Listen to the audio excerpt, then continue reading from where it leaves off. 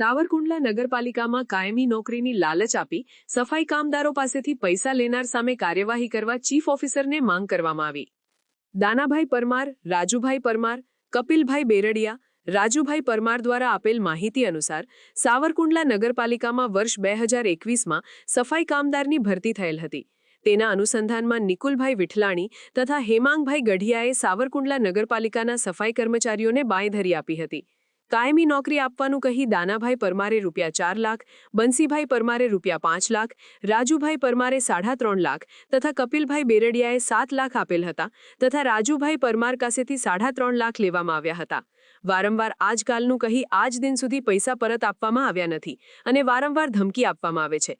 ત્યારે યોગ્ય કાર્યવાહી કરવા સફાઈ કામદારો દ્વારા ચીફ ઓફિસરને માંગ કરવામાં આવી. સમાચારની અવનવી અપડેટ જોતા રહો નિખરતા ગુજરાત ન્યૂઝ સાથે. નિખરતા ગુજરાત ન્યૂઝને લાઇક, શેર, સબસ્ક્રાઇબ કરો અને બેલ આઇકન દબાવીને સમાચારની ઝડપી માહિતી મેળવો.